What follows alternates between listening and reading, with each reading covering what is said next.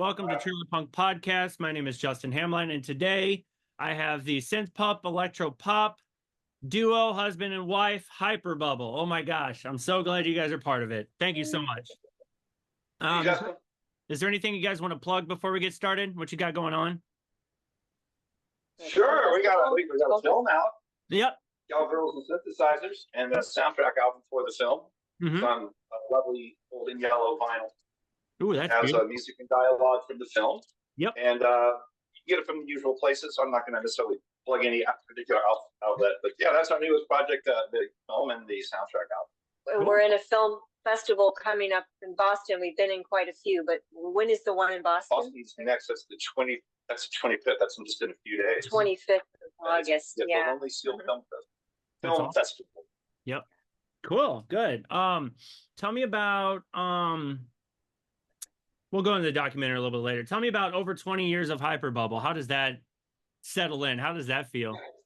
Tell them about 20 years of Hyperbubble. Give it to them in a soundbite. I'm just trying to figure out where to look first on this thing. Give it to them in a soundbite. Oh my gosh. Wow. That's it, I guess. Wow. It's been a ride. What happened at the time, first of all, I suppose? It's been a ride, and where does the time go is the big question. Right. It just feels like yesterday that we were saying, oh yeah, this is going to be a 3-year project. It'll be a thing. We'll do a couple of shows. But it was just so much fun. We just kept going, and I've gotten to a point where I almost don't know how to not collaborate with Jeff. You know, that's a big part of my life. I was kind of a solo artist kind of gal, making visual art and doing music with other people till I met this guy. So yeah. I was typically like the guy in the background in a lot of bands, either like the drummer or part of the rhythm section of some sort. Yeah. So I like being in the back, but also sort of behind the scenes, doing a lot of the management, the creative work, and the songwriting instead of the production, like that. Yep. Cool. Tell me about like pre-Hyperbubble projects that you guys were doing beforehand. Wow, you want to start? You mean like recent? Like before you guys started Hyperbubble, what was kind of your music trail? Jessica is. I guess we both were in bands as teenagers, and his was a lot bigger deal than mine. But in high school, I was in an all-girl band, and then it became, a couple guys were in it later. But that just really boosted my confidence because I was super shy. So that was kind of a game changer for me. And that we talk about that in the film a bit. But then it was years later when I was going to grad school out in Texas. As soon as I moved there, I wanted to be in a band. It was such a place for music. And so I was able to collaborate with some other people, but not really officially get into a band with a band name until I met Jeff. And we were in different bands. We were in, what were our bands? Pinkville, Crevice? Yeah, when I moved to San Antonio, I moved to San Antonio, Texas, from a small town in Texas called Irving, which is just on the outskirts of Dallas, around 1980. And through a friend in school, just immediately joined the band. And I got in through the punk scene. And so we were instantly playing clubs and stuff like that with permission slips from our parents to play these bars and stuff like that.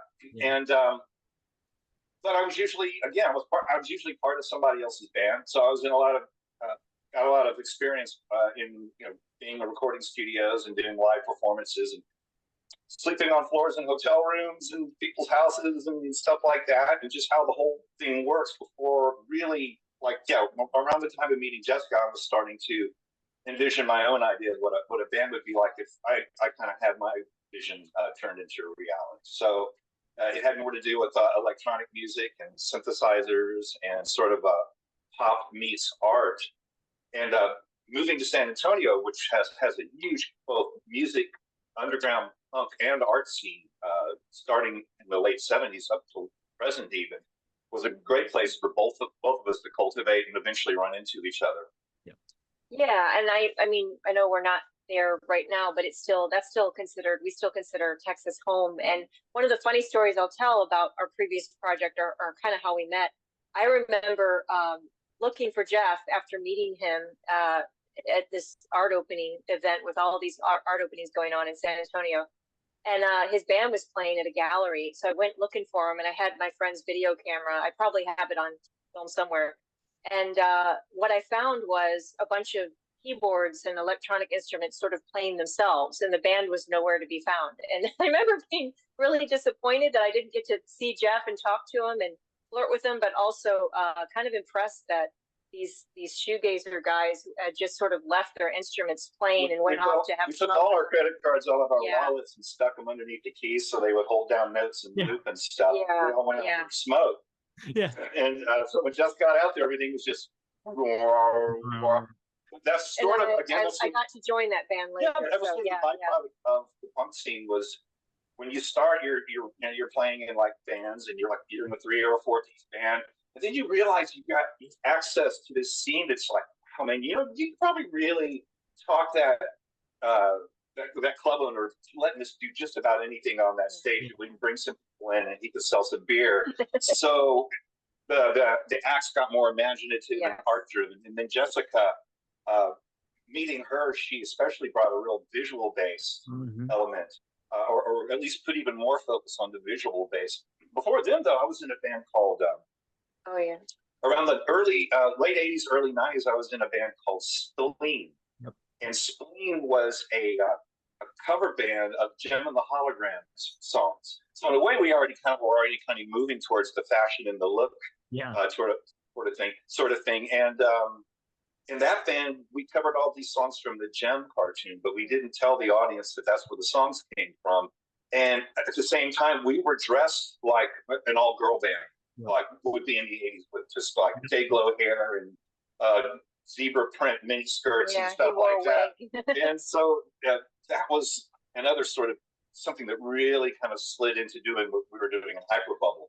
That turned into a project we did called Pink Filth. And Pink Filth put out a few vinyl records. Bubblegum pop punk. Yeah. Art Damage, Bubblegum. Yeah, that's great. Record, vinyl oriented band. And then when those guys went to both moving out of state, we came up with something even more minimal and reliable that we could. One of them moved out of state. The other one wasn't super reliable, but I think he got married. We figured out that like we were more reliable than other people because we couldn't control them and their schedules, but we could, being a couple, we knew our schedules and we could sync up better. So it was just easier to do a duo than a band. Because Kravis at one point, our electronic project that he was in when I met him, had as many at one time as like 11 members or something. So how do you schedule a rehearsal and all these shoegazer guys? And I'm like, hey, let's wear Western wear. Let's do this. And they did. And it worked really well for a while. But then everybody had their own schedules. Some were in the military and off in other countries. So it was really a lot easier to be self-contained. Yeah, you're right. Exactly right. And start our own project. Once we did that, and we decided to be a duo, Jessica said, let's stay a duo. Yeah. Let's not augment ourselves with a porn section or have a guy come in and start playing drums for us. And we had a lot of offers for that kind of stuff. And it was interesting because we were being offered that as if we were missing something. Like, I play drums for an electronic kit and it'll really beef up your sound. And we're like, oh, no. A lot of what we're doing is for the artfulness of it and stuff as well. So it's important for us not to have a drummer. Yeah. So, and being that we were both visual artists and heavy on the concept, what we did is we created a band, or what you would call a band, I guess. Very concept. Definitely, yeah, definitely. What was your guys' influences, like musically, visually?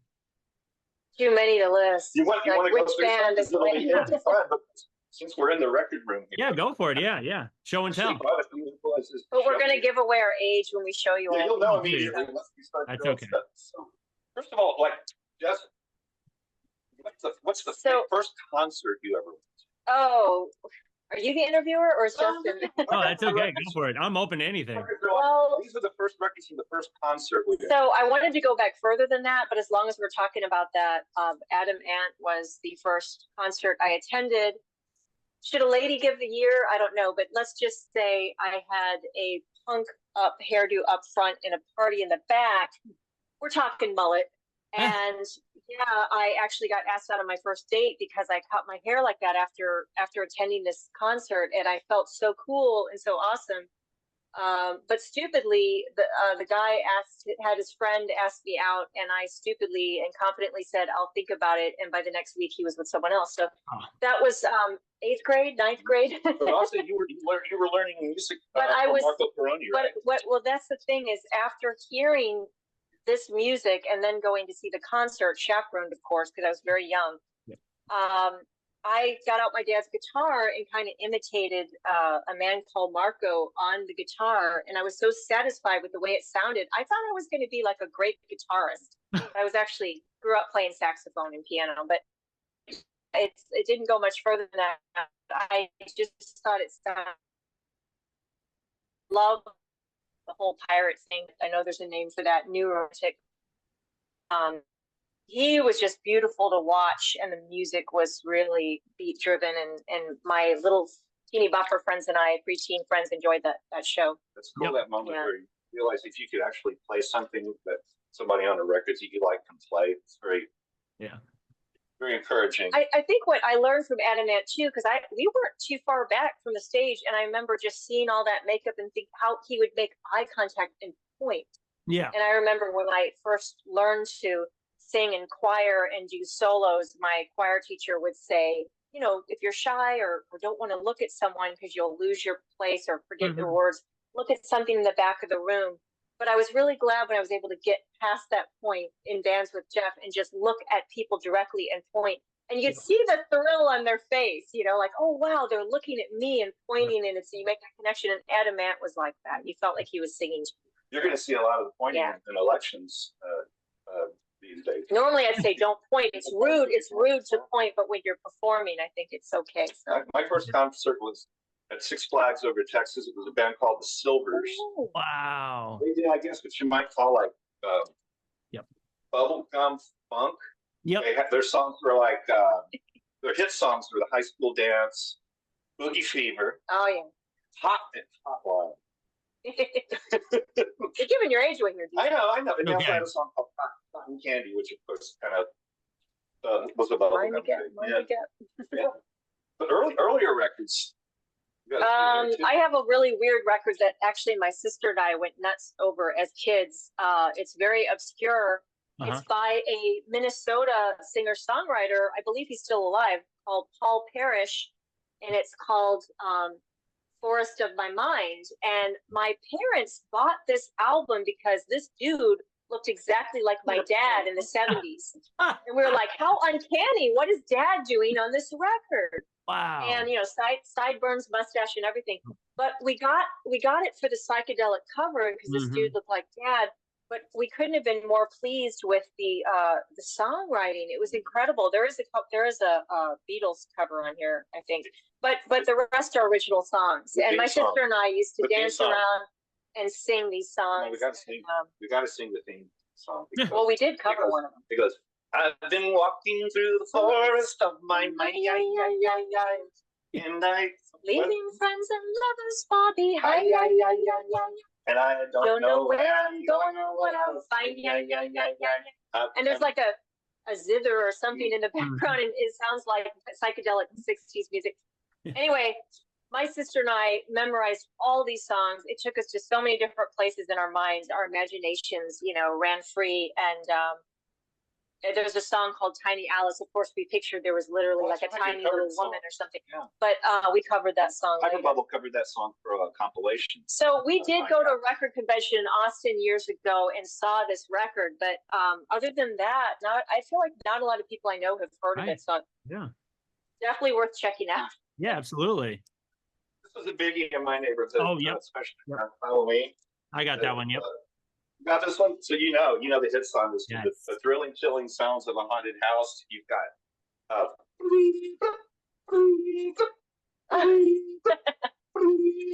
that was probably my favorite one. That probably went to techno, being into techno.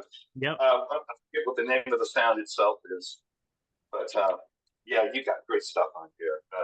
Yeah, it's a great one. Cats getting into fights. And, yes. Oh, so good. Anyway, yeah. Go ahead.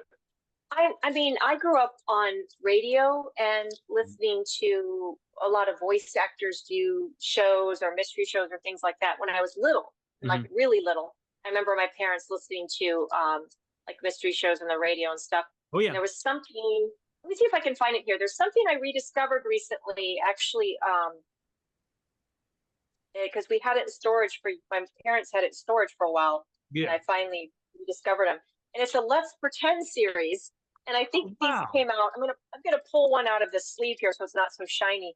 I think these came out in 1970.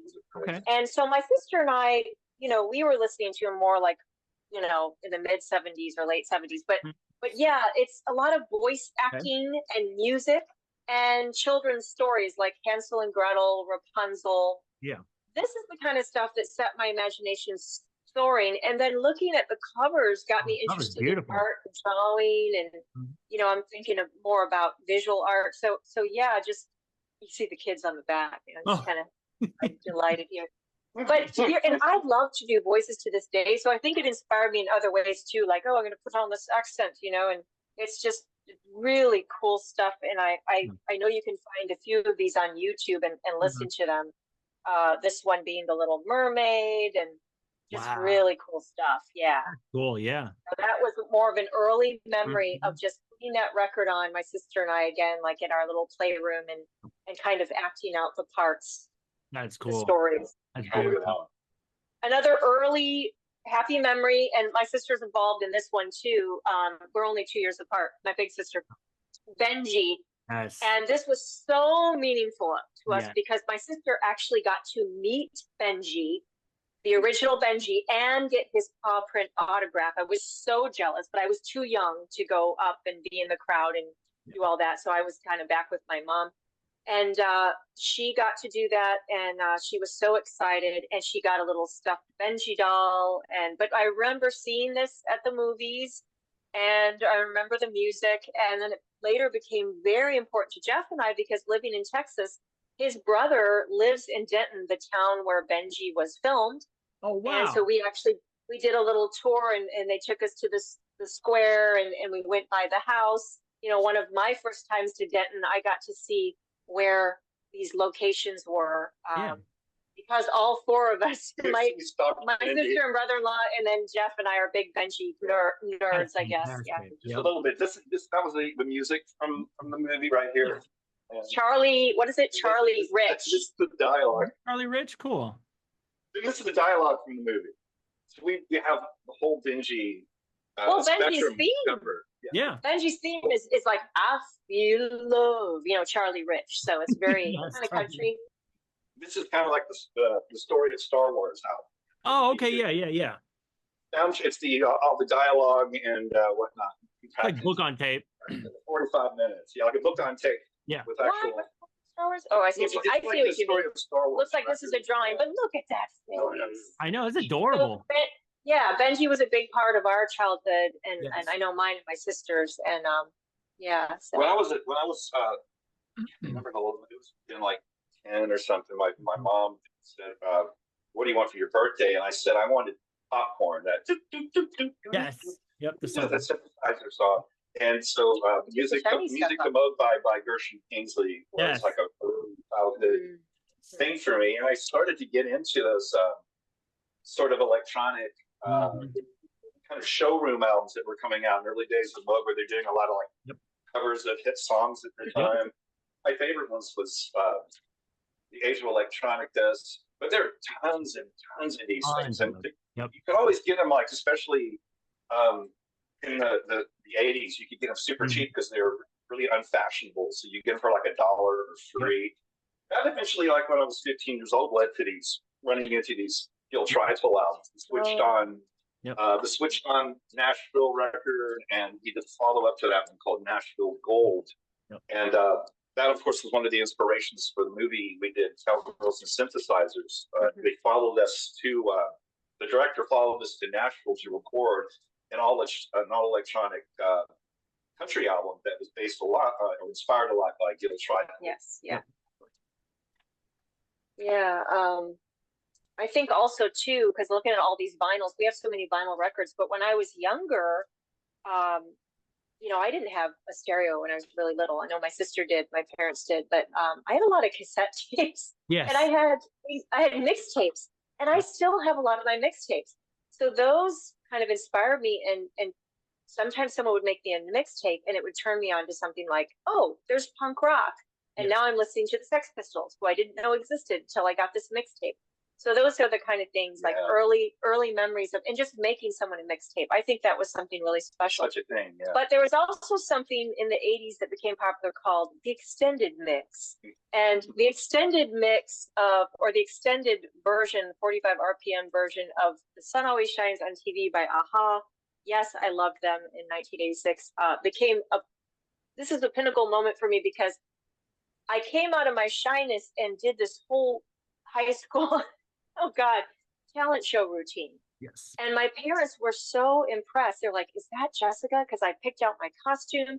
I rehearsed in the basement. I choreographed myself dancing and singing to this instrumental version of The Sun Always Shines on TV, extended version. You know how that's a big warm-up too, just a big build at the beginning? And, they marked off the part of the record where they're supposed to, stop the music and everything. Yep. But I kid you not, the crowd of, and I want to say a couple hundred or more people in this big, huge auditorium of the high school, and this is St. Louis, they loved it. And I would love if someone were videotaping that. How can I get that? I sort of felt famous, like people were cheering you on and saying, go, and really rowdy audience. And I at one point, and I mentioned this in the film, I kind of rip off my jacket and do this little routine and come back in and sing. It's a golden lame jacket. And I'm all like, ooh, talk to me, how can it be? And it was a little high for me, but I hit the notes. And then in the audience were these two girls who I thought were really popular. They were good looking girls and very, very smart and very gifted, I guess you'd say, musically. And they invited me to be in their all girl band. So from this came that first band experience. Yeah. And I got my Casio keyboard and I played a little saxophone and I sang. Yeah. Do you still keep in contact with those two girls, Vanessa and Debbie? How are they doing? So you got them. Yeah. One of them is one of my dearest friends that I'm still in touch with. And the other one I am still in touch with through Facebook. And so we're still friends. And I know one went through some health issues, but my Vanessa and I are still in touch. She's really good about staying in touch with all her high school friends. And she goes out and sees a lot of live music. So she may not play music a lot. She's very accomplished in her career, but she goes out to a lot of music concerts. I'm glad to hear that. Involved in that. Yeah, and Debbie's still playing music, so yeah. Cool. Yeah, another one is for me and Jessica. For me at an early age, like these guys were the bomb. Yep. Tapped into me. I don't think people realize, like, if you put a pair of headphones on and listen to some of their early records. Yep. They're great. They're insane. They're insanely that smile. Full production modes. Moog synthesizers all over the place and just layered multi-track vocals and very innovative. And it's all crushed down into very, concise. Later on, they got kind of mushy. I should say they were mushy simultaneously, but these early 2.5 minute long hits. Yeah. Yep. And, quite often, if we got flagged in the press, this is the band that we got compared to. They're like Captain Ensign. But we wanted to be like that. Yeah, damn right. We're like, see, he wore glasses like Jeff all the time, sunglasses, which I would rather see pretty eyes. But and then she was always smiling, It's like, how could anyone be that happy? And the pets. And the pets, yeah. But there you see his eyes there in the back. But yeah. Oh, there you go. Yeah. I don't know if I don't think their marriage survived, but they were together a long time. Yep. Pretty corny stuff. We do have, I think on DVD we still have it. Oh, for show, real? Right. Yep. Yeah. This is huge. Yes. Hearing the breakdown where it goes, it's basically my ringtone at the moment. It's like when it goes into the Moog breakdown. Yep. I still have it indelibly etched into my mind, like pulling aside on my bicycle and like turning up the AM radio and going, just waiting until that part's over. That was huge. And then following up Donna Summer's I Feel Love, hearing that for the first time was just like, dude, total shift into the possibilities of. Oh, for real. It was groundbreaking, yeah. We were raised on a lot of AM radio and book video. Well, right there. And again, like with my sister and I, because she had the record in her room, we would listen to K-Tel records. And I know people think of them as just like low music or whatever, but it was just wonderful because there would be storytelling and we would sing along and tell the stories. Like there was that kind of creepy, eerie song that Vicki Lawrence sang. That's the night that the lights went out. Angie Baby. Yeah, it's just all these cool songs and early memories of music in America. Yeah.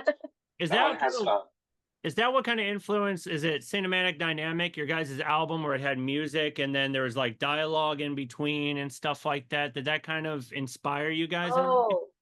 Drastic Cinematic was more kind of film noir, but I bet some of that creeped into there. Yeah, I can see where dialogue and music, where it kind of has that combo, where I can see where a little bit of influence is music, dialogue, and everything in between. Yeah. A big influence on that it was the Queen soundtrack, Black Gordon. When that came out, I think the album was put out before the movie was released. Yeah. And so a lot of us heard that album first, and it was exactly like it had dialogue, music, and it kind of had a little bit of everything. So that was a big one for me. I don't remember this one, but Jeff has it in his collection, and we're such pinball fanatics, so I like to look at that one just because of the pinball. It's pretty, Holds out to a machine. Look at that. Whoa! It opens. That's awesome. Oh, that's too cool. That's way too cool.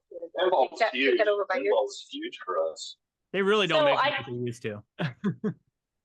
Around the time I was in the all-girl band, and by the way, I should say Felicia Ezel, who was the lead singer at the time, we kind of switched duties. The band was called Twice a Day. She, in high school, she still sings, and she does everything from gospel. She's just a beautiful singer, and she's a judge in St. Louis, so she's amazing. So all these people became very accomplished.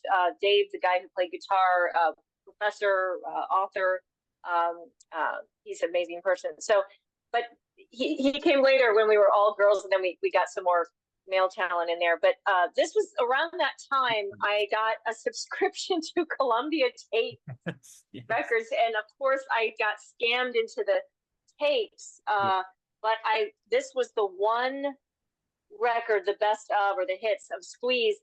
I can honestly say it's the only record I've ever had besides my first album, which was Michael Jackson's Off the Wall, where I knew every single word to every single song. And I had that musical memory with those Squeeze songs for some reason. I guess they meant that much to me. I just loved I love still all of their songs. I have all of their CDs actually. He has all the vinyl. So Squeeze are my top. The 80s were real eye openers for me. I really got into these early synth pop singles from like the late 70s. First of all, like Normal and Fag Gadget, Ricky's Hand, and Our Daughter's Wedding, Lawn Chairs. But really, what was the turning point for me in the 80s was the Chipmunk Punk album. Yes. It's so good. These were top hits. These were top hits at the time. And obviously they made the music tracks and they slowed them down and they recorded their vocals and then sped them back up so everybody had chipmunk voices. But can you read this? I love your straight face when you said that. Read some of the song titles. Song titles: Let's Go. You do Let's Go. Good Girls Don't. How Do I Make You? Refugee. Frustrated. Call Me. My Sharona. Wow. Little plagiarism there.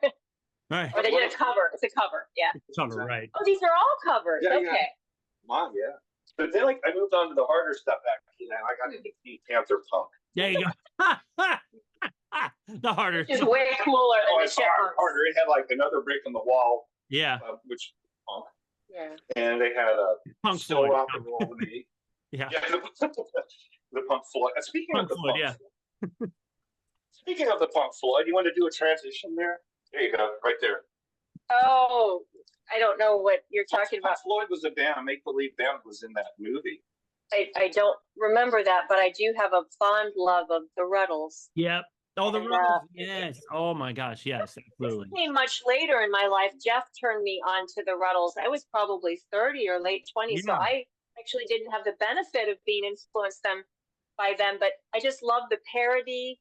I just loved everything about it, and already having been a Monty Python fan, of course, I loved that dude. What's his name? You know, Eric Idle. Eric Idle. Eric Idle, yeah. And, but everyone in this was so great, and So funny and so how talented. they had the Mick Jagger interview and everything. So we walk around the house humming these songs a lot. Yeah. And but in fact, I think maybe also, that may have influenced the documentaries to some degree. Second City Television had a big influence on it, and more so than a real documentary. Maybe it was that the All You Need Is Cash was the name of the Rebels documentary. Yep. Yeah. Another the one called Cheese and Onions or something. Yeah, it's really great. That was a big one for us, right? A big one, and really anything by Rick Springfield in the '80s as a kid and as a preteen. Really, it was more my preteen years. My sister and I would listen to, and how could you not? Come on. And yeah, it's one of those things where you're aware, like you open up the album or you turn it around and you feel like he's looking right at you, and you feel so special. He's looking at you, and you start to feel these emotions because you're a preteen or a teen.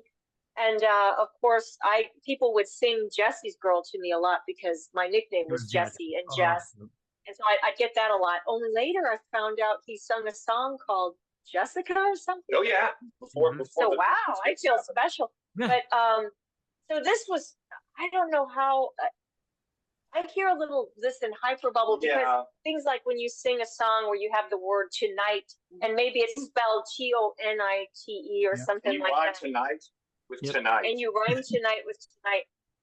And what we would do when we were getting ready for our gigs early in Hyperbubble, actually all through Hyperbubble, we often would put on this album, and it would really pump us up. Yeah. And it was kind of a way to get motivated for I was our a late gigs. bloomer to this album. I didn't hear it until Jessica said she was really into it, and then hearing it, like about 90% of that just knocked your socks off. Yeah. Awesome. Power pop rock. It's got Neil Gerardo from Pat Benatar doing those heartbreaker riffs. Yeah. And the recording's incredible, and it's just this really great record. But when we got so enthused about it, we would play it like while we were setting up our gear, and quite often somebody would take it off the overheads. Yeah. This is a big '80s one for me. Not necessarily for the synth pop sound, but the Rosillos for the aesthetic. And the look and the color schemes. That's a good color scheme. Yeah. It's a great, fashion and clothes and television and UFOs and spy films. That was the fodder for a lot of their stuff. So they were really, I really loved the direction they were taking as far as subject matter went, other than just the usual. Right. Yeah. They had one called "I Love My Baby Because She Does Good Sculptures," which to me is falling in love with an art student teacher. That's fantastic. I think that's huge. I think more early memories is concept or rock opera Tommy, and again with my sister, we grew up listening to the Who. We found some Beatles and Who records, little I guess is it 7-inch that at a garage sale. Wow. So that's how we got turned on to the Who and the Beatles when we were little, and of course listening to the radio. But I remember our whole family sitting down to watch Tommy, and my sister and I mean, our minds were blown. Yeah. Kind of like this time we watched Clockwork Orange. I'm still not sure where to look. Looking at you. Even the record cover, like on the record cover, is so utterly bizarre. So trippy. It's so trippy. As a kid, my mom bought this and leaned it up against the mantelpiece next to the family stereo. And I'd wake up every morning. That would be the first thing I saw. It's really freaked out. Well, I didn't understand everything because I was so little when I first saw it. But when I got older, I realized, wow, this has some pretty heavy issues in it. Oh yeah. But I think in your child's mind, you see like the Pinball Wizard scene, and you see Elton John scene so iconic. Oh, I remember having Elton John records around the house. Yeah. So just this is the kind of music we grew up kind of acting out and listening to again and again, even if we didn't know what every song meant. Seeing that with Elton John and the Who, and the movie and pinball all in one. Which this is still such a thing as pinball stuff. Yeah. And then of course, like getting back to 80s. What year was this, Jeff? I mean, Xanadu. Well, before Xanadu, Olivia Newton-John had an album with "Have You Ever Been Mellow" on it and all that good stuff. I remember my best friend Kathy and I, when we were really little, being in her basement, taking turns being Olivia Newton-John, standing up on a makeshift stage, which was a chair, and just like feeling those emotions running through us, like, oh, we're Olivia, now you get to dress up and be Olivia. No, you get to, now it's your turn. And I really wanted to be Olivia Newton-John. And this movie came out and it had everything, because it's something that my dad appreciated too, and my mom appreciated. It was something the family could watch together. Yep. And of course, it's corny as hell, but yeah, it has visual art in it, and the main guy is an artist, and the main character who was also in Warriors, which we loved. Yep. But yeah, so something about her, she maintained that innocence throughout her life. She's just such an innocent, good person, and I love that. Yep. And the Warriors soundtrack. Warriors, Yeah. come out and play. Brilliant stuff. I got into like music. In the 80s as well. Yes. We had in San Antonio one of the music labs in stations around. And when I was in college doing one of my degrees, I tried to interview them, and they would not let me come into the place and look at the gear, which was even more awesome. I don't know if anybody's not familiar with music, but it was I love music. Yeah, a program that you could buy to play at the workplace or in restaurants or stores, but particularly the workplace. And they have all these really sinister looking pictures of people working in labs, just making sure that this music right here is going to make your employees work, and this is your employee's brain, and work productivity during a half day. So at the beginning of the workday, the music would be sort of a slow pace with light instrumentation. Then going up to lunch, it would get a little faster, and the instrumentation would be more upbeat. Upbeat and more instruments itself. And then you go have lunch, and then they hit you with that process all over again, drop you off at the end of the day. So I just love that kind of stuff. Music being manipulative and subliminals. And we do sneak a lot of backwards masking and beta wave and alpha wave encrypted stuff into a lot of the Hyperbubble records, but I'm not going to tell you where they are. So this is definitely before my sister and I were born, or maybe even the year my sister was born, like late 60s or something. But I remember seeing reruns of both the Avengers and the new Avengers growing up and being captivated. And then by the time I was a teenager, they were showing it regularly on some cable channel. Yep. And I would watch it. And I started to realize early on in Hyperbubble, I was modeling my look after this beautiful mod British actress by the name of Emma Peel, who went on to host, PBS Mystery Theater later on. She's a wonderful actress, brilliant. And of course, the guy who played Steed, Patrick McNee, always reminded me of Jeff. He had darker, your hair's always curly, but when he wore his hair short and we were first in Hyperbubble, he kind of resembled him. So this was kind of our modeled aesthetic. And we love the cheesy kind of music and sound effects to the show, and anything to do with mystery and solving crime. I've always loved. So and you have like life imitating art. The roles of the two characters. We have this distinguished gentleman. He would be in a uniform, and he'd be kind of like, the what do you call him, wingman. And then you had beautiful Emma, who's out front doing kung fu and kicking ass, and like taking charge, usually saving Steve's butt. The gun, when it went off on the TV show, always made the exact same noise. So I think they used that same sound again and again, like probably out of the BBC sound library. Yeah, for all the shows. She, I think, was just one of the great beauties of the world, I think, and so talented. For me in the 80s too, and even in the 70s, but as far as electronic music, anything that had like a space or sci-fi theme got my attention. So I got the whole Scientist catalog down here, but I'll show you one of my favorites. Scientist versus Space Invaders. Yep.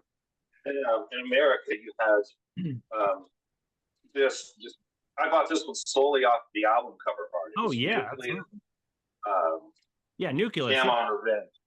One of my favorite records ever. Still, you could kind of take like what Kraftwerk did and mixed it with hip hop Yep. and sci-fi themes, and then the storyline that goes through, and an introduction. It's just a great concept album all together. And then the album cover is amazing. They're wonderful. Yeah. And then also, you know, the Johnson Crew, also just great, space-oriented, Pac Jam, Lost in Space album cover.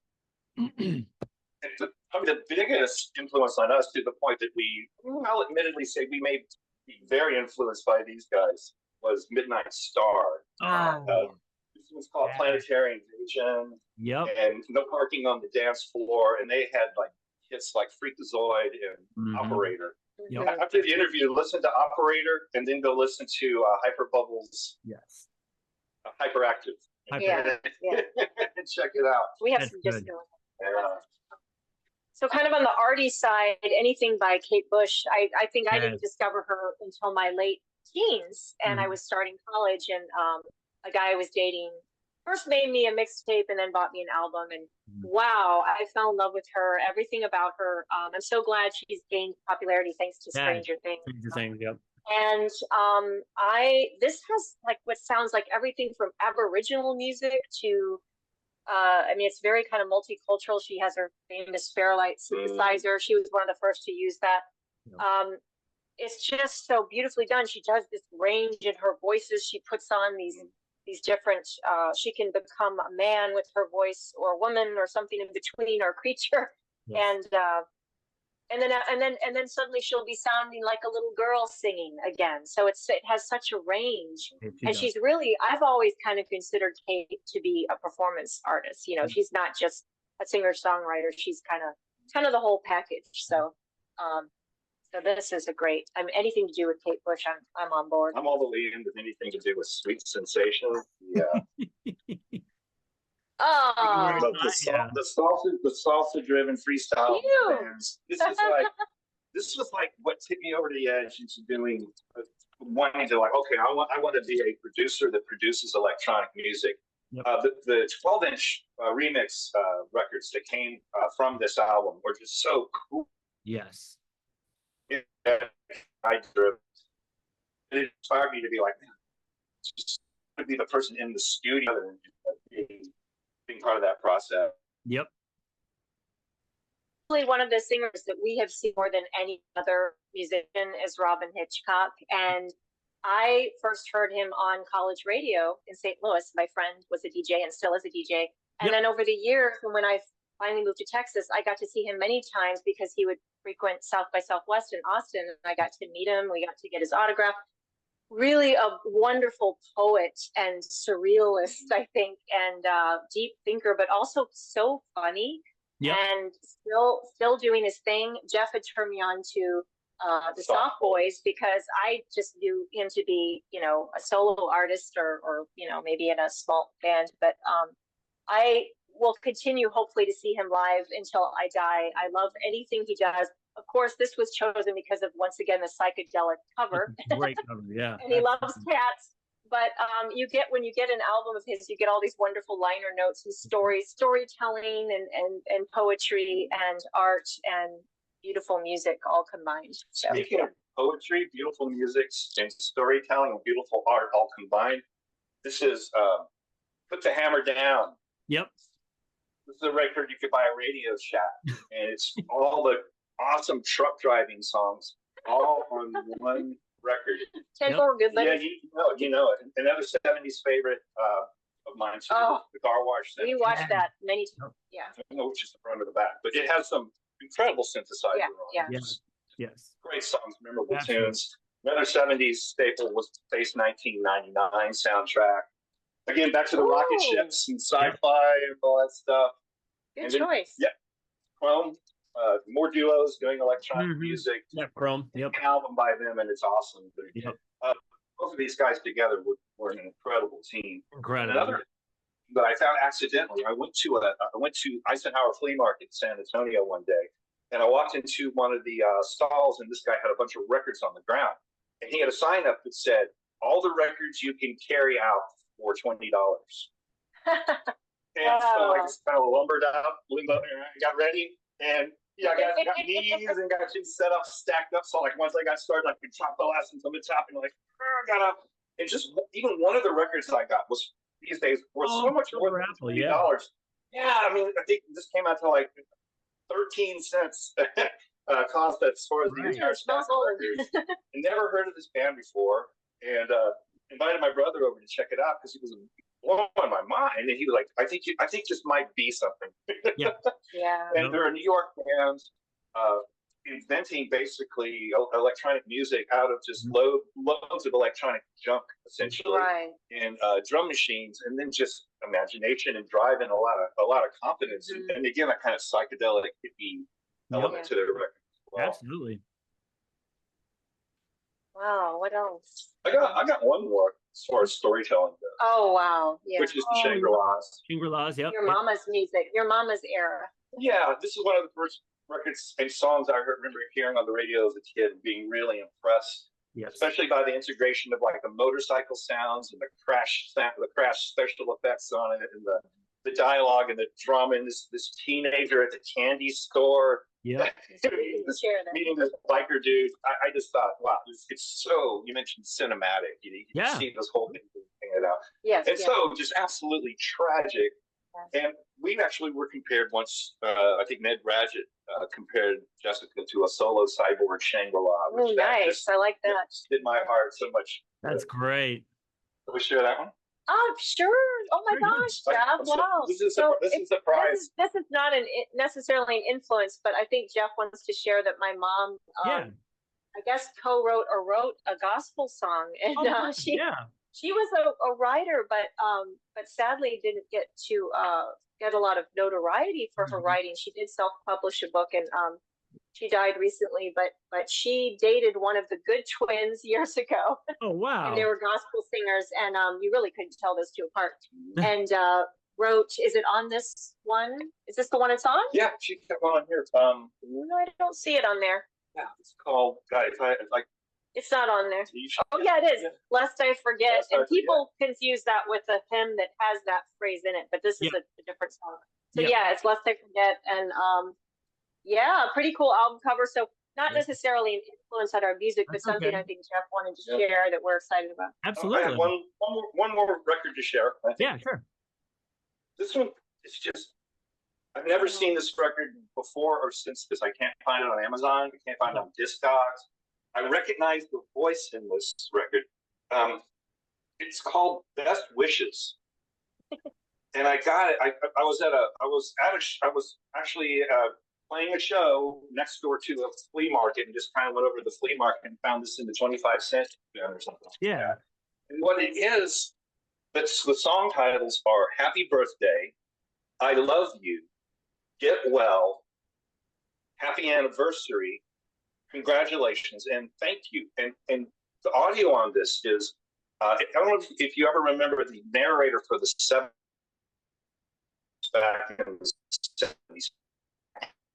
7-Eleven. I recognize no label or anything. I can be this. It's either you. If somebody had an event like a birthday or an anniversary, you were supposed to record this for them on a cassette and send them the cassette, or circle the song for them, or like put it on the record player and just kind of stand in front of the record while it's playing. The songs go stuff like hey, congratulations, hey, congratulations, congratulations. Nobody thought you could do it, but you did. Way to go.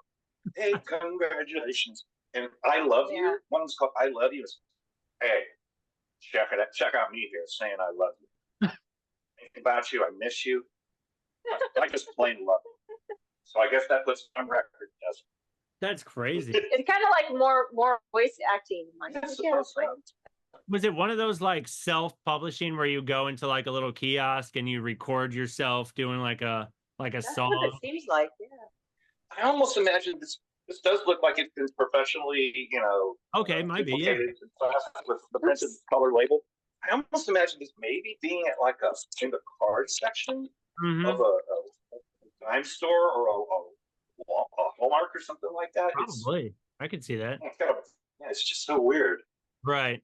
Yeah, we used to have this one cassette. I think me, my brother and sister got it for our birthday, and it was a name cassette. It would have your name, and they would sing a song. It would be like, hey, Justin, how do you do? Like it would sing a song for you, but it was like somehow they would cut it. It would be the same singer, but then they would splice in the name where it's like, hey, Peter, how did like it would That's cute. We did that as like a radio promo for a while. On our third album, we had a part in the breakdown of the Candy Apple Daydream song that said A M F M. Yep. And for a while, we were doing promos for college radio stations. It would be like K S Y M, and we would replace that's the great. with the call letters of the station. Yeah.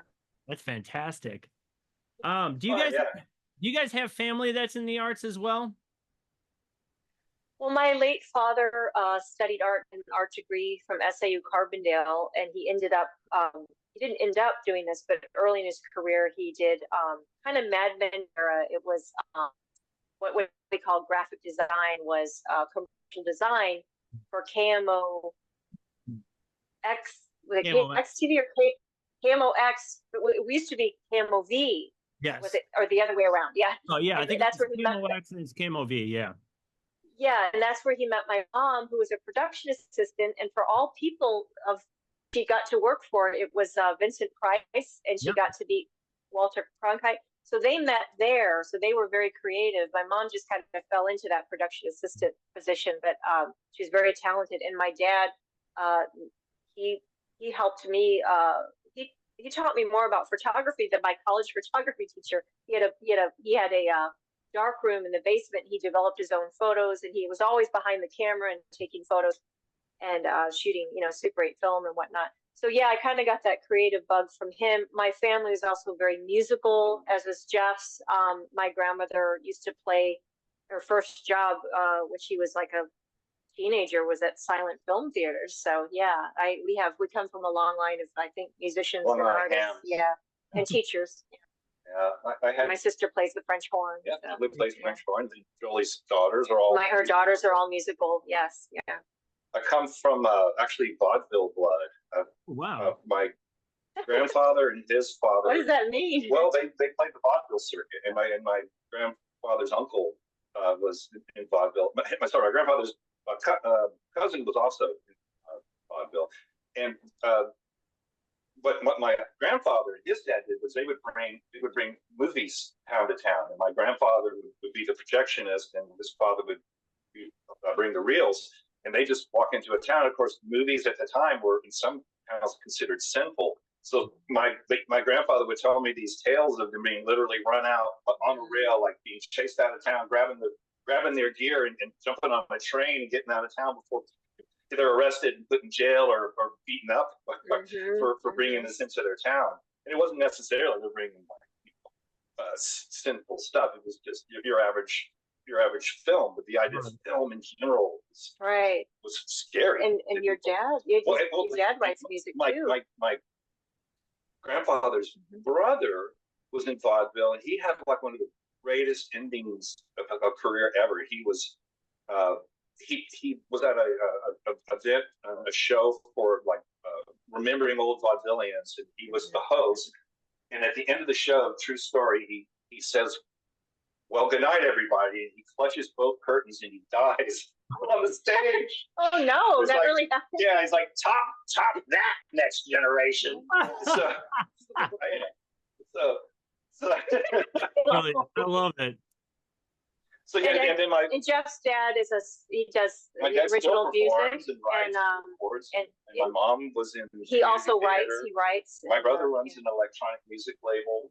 He was in a band. Giants, and a group, a newer group called Night Risk, and he also runs a web label called Fellowship Rec Music, or Fellowship Rec. Yeah, Fellowship Rec. He built his own analog synthesizer. It's beautiful. Yeah. So very talented. They've got engineer's mind. On that particular label, Fellowship Rec, you have a lot of recordings of electronic Texas electronic bands and experimental music. It's all free downloads, and it also has some Hyperbubble collaborations with artists on his label as well that you can't find anywhere else.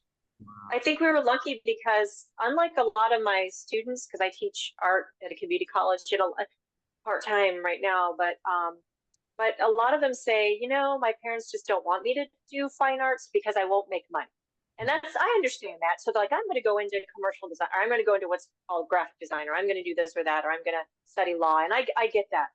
We were so lucky. I guess maybe it was our generation, but it was odd in the Reagan era to have parents say, when you're getting ready to graduate high school or you're in high school, yeah, you go get that art degree, Jess. Yeah, Jeff, you pick up that guitar and go be in that punk rock band or play the drums. You know, my parents were very not stressed about me going into a field where they knew it wasn't going to be like a big income or anything, and they, you know, they knew I could teach or whatever, and to pay the bills. But at the same time, they were just very supportive. I think once they saw how serious I was about it, how interested I was in music and art, and for my sister as well. She went on and studied classical music, so she was very serious about that. But yeah, it was, we were lucky to have that support because a lot of people don't, you know. Yeah, totally. Yeah, very much. We could have rebelled anyway, even if they said don't do that. To rebel against my parents at a particular point because they were all raised on like Link Ray and Johnny Cash and Elvis Presley records. So, you know, I had to get into stuff like Test Department B-sides and gnashing electronic industrial music to even like make them turn around and go, what the heck are you listening to, man? You're gonna hurt your mind listening to that stuff. So yeah. I mean, I remember even changing my major to film and applying to film school in Chicago, and I got in. I was all ready to go, and I changed my mind, didn't go, and they weren't. My parents just didn't care. They're like, okay, well, just go back to community college or transfer, and you know, choose the degree you want. You know, I remember my dad having that talk. Well, you know, you may not have a lot of job security with this field, or you may want to have a backup plan, which is my mom's big thing. But yeah, I just feel lucky that we had that support. And this was support without necessarily financial backing for that support. In the case of my family, it was like a single mother teacher with two sons, you know, and then you know, and also a supportive father. But they were both saying like, do what you want. We've been down the road chasing things that we're not interested in and going, God, why did I do this? Right. Do exactly what you want to do, you know, career-wise and creative. Mine were like that too, because I remember I really wanted to go to Kansas City Art Institute, and they were just like, no, that's too expensive. You know, find a school closer to home or stay at home. So you know, there were limits, but they were practical, but also supportive. I think that led to being in the band too, was being a cheapskate. You know, like for cheap kicks, I could get a drum kit, and I'm in a band. And we can go play and have fun and get into gigs and maybe even get paid and be on these great adventures, you know. And that's all it took was you got a drum kit, or if you're a singer, dang man, you can get a microphone or a PA, or you're golden. Oh, so yeah, I think that led to it also. It's like it's just fun to do. Yeah, finding things that are fun to do that are creative. You mentioned that too. You know, we spent a lot of time just drawing. Yeah. You know, drawing at home. Just that was awesome to us. You draw more than I do these days. Well, I think when we first met, we were talking about our dads, and my dad was a photographer too. And we were like, oh yeah, my dad was really into darkroom, having a darkroom, experimenting with film and all that stuff. So the weird thing is too, is when we first met, because a mutual friend introduced us, who he was doing music with, and Mark Sims, who Jeff was in his very first band with, Platform of Youth. But he introduced us, and we found out we had both studied printmaking at the same place, but kind of at different times. You know, we just missed each other or whatever. And but it was the whole like, you want to come over and see my etchings kind of thing, because we both studied printmaking and did etching. And I actually had this printmaking plate when I was in his experimental band. That's right.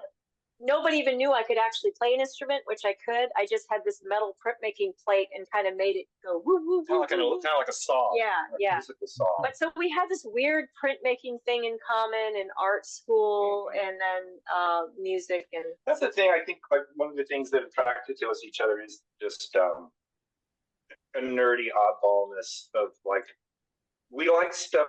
We're not worried about stuff being cool or uncool. Right. It's just, we just like stuff we like. And when Jess and I watch movies, you know, we equally like just really well written, well acted, deep existential films. But also we just really love like horror movies from the 70s and listening to the soundtracks on those films and thinking about the ingenuity that it took to make those kinds of movies on a budget.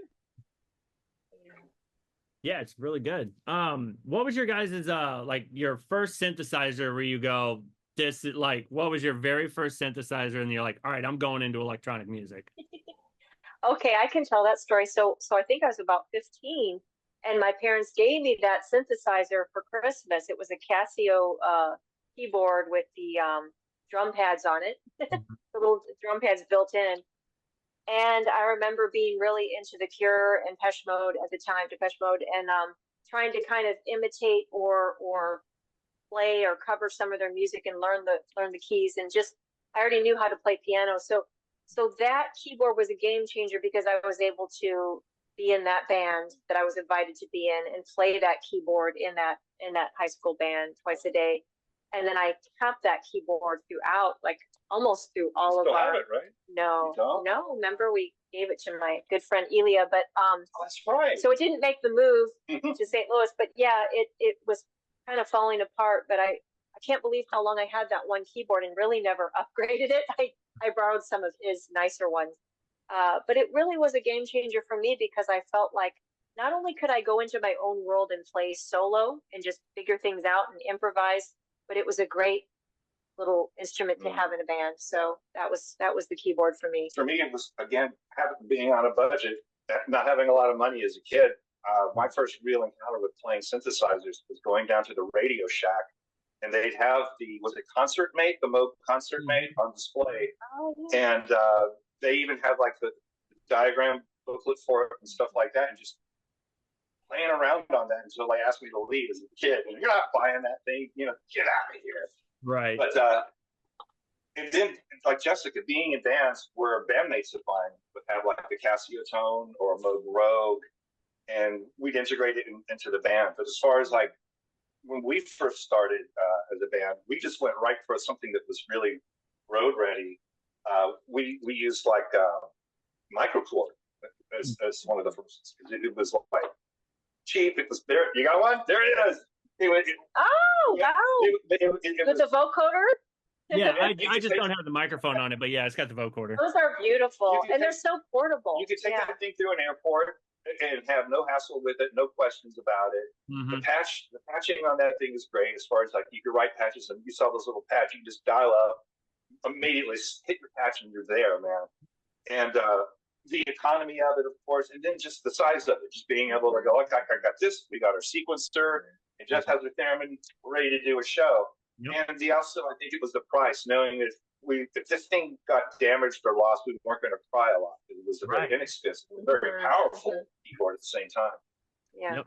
Absolutely. Tell me about your first like Hyperbubble show where it was like, here's our Hyperbubble project, and the sort of like feelings and reaction to it. Tell me about that. That was really special because we had and have an amazing visual arts scene and music scene in San Antonio, Texas. And all the years we lived there, it was just so supportive and still is. And our very first live gig, was at a little gallery called Cactus Bra Gallery, which is no more, but it was run by a couple of women artist friends of ours, nonprofit space.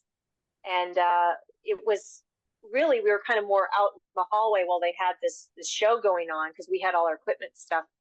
But it was very special because we had some friends there photographing us. We had one of my former professors, Ken Little, was there. Gary Sweeney, who's in our movie, was there. And everybody was just so supportive and so positive about the experience. I think that we're like, oh, okay, we'll do a second gig, because they liked it. And I think the second gig was the Liftoff gig, right? Yeah. The one Oscar and Shimmy set up for us was. What one was that? That may not have been the second one. Well, it was an early one. That was Peak. No, that was not. The Wiggle Room. The Wiggle Room. We had a show there that was kind of like that. Part of the Miss Southtown company. Yeah, kind of. We had that show that moment where you go, wow, people really like this stuff. Right. When people started crowding around and really listening, and also just kind of they got our humor. Yes. So you saw people, because you gauge that, you look out, and my eyesight was a little bit better then, so I could have my glasses off and still kind of see some of the facial expressions. A lot of this came down to the fact that we were once upon a time given an art show at a gallery to do it was back when we were doing Synth, and we were asked to. That was Cactus Bra Gallery. We were asked to provide some art for the gallery. And what we did was we made self-portraits using bubble gum, like chewed bubble gum, different colors, and we. Wow. It wasn't really a self. It was. No, it wasn't. Thematically. It wasn't anything we did. It was Okay. a plan. Okay. We had to put in a proposal, Right. and it wasn't portraits. It was just going to be a pattern of chewed bubble gum all over the wall. I don't know why we thought we would get away with that. And at first they were like, "Yeah, sure," and then I think it was like, "Nah, I don't think this will work." There's a lot of problems with that, obviously. So we had to come up with another plan, and somehow the whole Hyperbubble thing came out of that. No, it was pink fill. Yeah, it was pink fill. Yeah. It was pink fill. Yeah. These things are sort of It wasn't Hyperbubble. conceptually self-portraits, Right. and they were concerned that insects were going to get into the gallery. Not to mention ruin their walls. Because of the sugar and the bubble gum and the saliva and infest the place. So they laid this on us. So we were in pink fill at the Pink time. fill. Yeah. In pink fill. We became a live band. We had never performed Yeah. before at all. We were doing this kind of strange abstract crevice music, but because of this dilemma we were in, where we had, I think, a week before the show, suddenly like everything was set up, we were planning, and then the last week we were told, you know what, you really don't think that's a good idea. The health inspector's not going to like that. So we had to come up quick with like, okay, we've got to come up with the way the band looks and the set. I think we had a little more time than a week, but yeah. We had a little time. But yeah, it was like we came up with this plan, and it was great because we had all these album covers behind us because Pink Filth was already a recording band before I ever joined it, and this was our first real live performance, and it was kind of karaoke style though, like the way that it sounded. It was kind of like a small space, and that eventually we had balloons, we had party favors, it was just kind of a party atmosphere, and we had another member playing with us. It was this big abstract, this change too between like doing abstract music with no drums, just, So the whole idea was band as art. We were the art. We became the art, and then that became our direction with Hyperbubble. Was like we were trying to be this band as art project, but along the way the band became the thing, and the music became the thing, and it was no longer just some concept. It was like a real thing, an entity. What was it too? Because there were at the time, and we were one of them. MySpace bands. Yes. And you had a lot of people who had a laptop, and they took a picture and they put it up, and they're a band. And we did get the validity of like, oh, look, we actually have a physical band that played somewhere instead of just conceptual band. But I was always for the argument too that you don't have to be a physical live playing band to be a band. I think that requirement of what you have to do to be a band, that long ago was that rule was broken a long time ago and thrown away.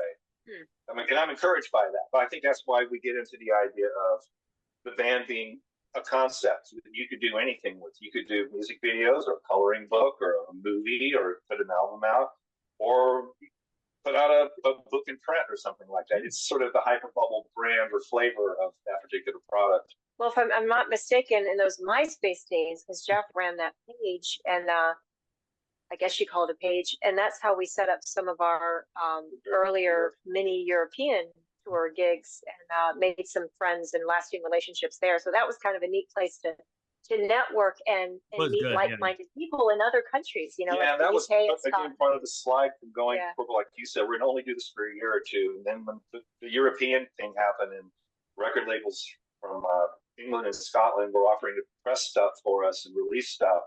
Then it just again that tilt of going, oh no, this is really this thing's taking a life of its own now. Oh yeah, I can see that for sure. And then MySpace turned into Facebook, and then Facebook became Instagram, and then what is next? I don't know what's now, but yeah. I don't like. I can't even tell you. Like everything. I'm pretty much covered everywhere. Like, I mean, Twitter's just become a cesspool right now. But between Instagram and YouTube and Facebook, I think Thread is another thing. Like, it's hard to keep track of all these stuff. There's no wonder we're all ADD. Yeah. Right. There's no like solid place to find music. It's just everywhere. It's insane. So it's hard to like hold on to one thing and be like, okay, this is where I'm going to get my music from. It's like everything's just so which way. It's chaotic. And I know I met you guys through, I didn't really meet, but through Facebook or MySpace because of, you know, Femme Fatality and Zomzoms and Yes. Undoing Yeah. David Wright. Like all those Right. bands were kind of in this cluster where it was like, oh, I'm listening to this, and I go from this and that, because there was always the top 8 or whatever. And so, you know, from Femme Fatality, they'll promote what bands they're with. So I'm like, oh, okay, this is my local band. Okay, I like these guys. And then they're like, oh, we're doing a show with this. And then, so I feel like I mean, bringing you guys on, a lot of it was, you know, on my podcast, it was just like, I'm trying to like talk to these bands and get to know these bands that kind of influenced me and helped shape me and, you know, who I'm, you know, become as a person, you know, with music, electronics, and all that other stuff. It was like you guys were on that list, Awesome. you know. Oh, wonderful. Thank you. Yeah, I think that also a lot of that for us, our prior experience being in punk bands and touring with punk bands, and That's you. maybe myself more than Jess, but also when we were doing Hyperbubble, I was telling Jess, okay, this is how you do it. I'm going to go in and get a room for one, and then you come in through the back. Or We whatever. were honest. You know, Yeah. you know what I'm saying. Like, here's what you do when you're in a band. You do it Yep. on the cheap, and you make quick decisions. Yep. But anyway, so also one of the things I took with me from my experience in touring in bands and stuff was the whole idea of networking with like-minded bands. And so bands like Femme Fatality and bands like Femme Fatality, for example, they'd set us up gigs in St. Louis. Mhm. We'd set them up gigs in San San Antonio, Yeah. and we would promote each other's gigs. I forget what I'm driving at here. Oh, it was the idea that these we would have that band over and other bands over, and we'd say, hey, you can crash on our floor. We'll make you something to eat in the morning before you get off on the road. You know, that whole thing came from the punk rock aesthetic. You know? One thing I noticed that was different though was like when Femme Fatality came and stayed at our place, you know, they didn't trash our house, they neatened our house. I think they were the only band that made the bed and actually took out an ironing board and were ironing. Really? I don't remember that. I thought Freeze Pop were nice and neat too. That was years ago. Polite, very cool. But that's what was neat was like staying at the musicians' houses that you played with or their apartments or whatever. And maybe you would be sleeping on the floor sometimes, but that was, you know, we were young enough where we could not too spoiled where we could do that. Yeah. But I do remember one particular instance where there was a party all night at one gig, and I think it was in Corpus Christi or something. And I had just had surgery, and my wrist was incredibly painful, and in this sort of medieval device that I had to crank up and down. And I was in so much pain, and I really just wanted a hotel, any hotel, just give me a hotel. But I went with Jeff, and sure enough, we were up all night due to the noise at a party, and I don't regret that. No, I don't. It's a story to tell. But I remember thinking at the time, I'm getting a bit old for this. This is kind of, I'm in pain. Feeling in my bones now, yeah. I think I just saw a cockroach over there. Half the reason we were able to play in Europe, kept going back, was because people were letting us crash at the places where it was either promoters or friends that we made through the internet, through other outlets. And again, like you said, it went from like, instead of being a tourist and seeing Europe on a tour bus or a boat, you're seeing it from the insides of your friends' houses and going and actually. Or remember Murray gave us that. He got us that apartment we had all to ourselves, and it's like the friends would hook you up, you know, and you were treated like gold. You were treated like their guests, and I think that's still the way it is for a lot of people. Yeah, and really, and we're still friends with a lot of people we've performed with, like at Taco Land in San Antonio years ago, performing with Lederhosen Lucille, and she's Krista Muir, and shout out to my friend. We're buddies with her. She's out of Canada, and you know, these are people we perform with from way back, and we're still friendly with. So being in a synth pop duo and playing, you know, minimal instrumentations made touring and traveling Europe really simple for us. We never like declared in customs that we came there on business or got work visas. We always kind of just snuck in, did a gig and snuck out. And then I won't Borrowed equipment. I won't get into details, but we would tell the promoter what our situation was and ask them, "Can you please provide us with a giving away our secrets?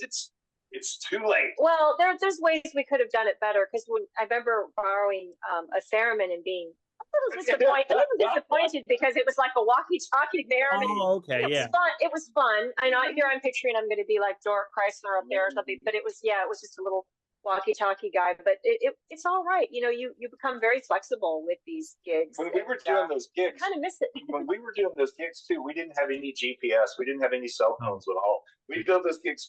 They were a thing, but we did them totally by just walking up to people and going, "Excuse me." We have cell phones. We had like way to come burner phones. We get the burner travel phone, and it was so cheap, and you could barely text on it. No GPS. But it was like, this was before smartphones were really big. Then even after smartphones were really big, we still had the little travel flip phone or something. Mm-hmm. I think it was like our last tour that we did we have proper phones. So that made a difference. Yeah. You guys like using like MapQuest and stuff like that? Like MapQuest to get places? Because I know that's what I used to use before GPS. You'd use I'm trying to remember. You know, this is crazy, but we probably had some printed out maps too. Like, we had my little tour guide, or we had things we printed out in advance, or we'd get directions from someone by phone, and then we'd kind of, but and the last time we went to, was it London for a wedding, a family event? We just like did Uber and the London Underground, and it was so easy, and had our phones but people are spoiled now, but people are spoiled now. But we didn't. But the good thing is before the big smartphone technology was so pervasive everywhere, it was a good time to be traveling in Europe, because there was more of that person-to-person connections, and everywhere you went, everybody wasn't doing this. There was these impromptu, wonderful things that would happen. Scary things too, but you and I were briefly texting back and forth about this, Justin. The flyer that's on display at the what is it? Is it the Smithsonian? The Smithsonian Institution. It's still there? About it's on the flyer. It has Mission Giant, Hyperbubble, and the Undoing of David Wright. Yeah. And it's part of an exhibit, or maybe still is, of culture before and after cell phones. And part of it was how bands promoted themselves. And the flyer format was an example of the before. But the neatest thing happened when we were in downtown St. Louis like a month ago. We got handed a full color printed flyer, and it was by a young person. Yeah. We're told by that person, no, flyers are cooler, man, because et cetera, et cetera. It's a very hands-on thing. Like, I'm always impressed when people still hand me a CD, or they'll hand me a flyer, or one artist that I'm going to be interviewing September 1st. He hit me up and was like, "Hey, I got music. Listen to it." Like, it's so endearing when somebody goes, "Hey, I have this music. Please check it out. Let me know what you think." Like, a lot of like, "Oh, I don't have time for that." It's like, if, I find it endearing where I'm like, "Yes, I will take the time and listen to your music and tell you how I feel about it." And it was, it feels like a good. I love that. Yes. I love that. And I have to say, one of the things I brought up at my mom's eulogy recently at her celebration of life was she was like that. Mm-hmm. Because she didn't have a big music collection. My dad was more of the music collector, but she, when you gave her a CD, she would really listen to it, and then she'd talk about it and want to discuss it with you and ask questions. And there's not a lot of people out there like that. So I think it's great that you're like that. So I think too that it's that put your money where your mouth is situation too, where you have plenty of bands who can upload an MP3, and even though it may be an obsolete format to most, seeing that somebody they saved their lunch money up and instead they put a CD out and they starved for like three months in order to do this record. That makes you take it a little more seriously. I think personally. I remember feeling really old when we were playing at a Luminaria music art festival in San Antonio, and Ari Gold was also in that festival, and he's in our movie as well, the filmmaker.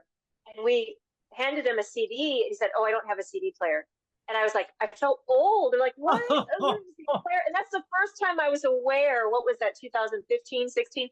That people didn't even have CD players anymore. They were doing iPods. They were doing whatever they were doing, streaming. Well, I think he has a brother who's also in music, and he said that his brother still believes in CDs, but I don't know why. But I think part of the reason his brother did it was, again, the validity as a musician of being able to hear it. And somebody's like, oh, I have something in my hand now. To listen to in the car, And I get it. Some people, and maybe some people aren't going to listen to an entire CD. They just want to get to a certain song or whatever. But I told Jeff, we have a couple of newer friends that do this. They have like these listening sessions. They invite people over to their house, Kayla and Jeremy, and they have this beautiful record collection. It's like an installation on the wall. So like each month or two, or however many months pass, they invite people to come out and they get to curate the collection and arrange it any way they like on their big wall.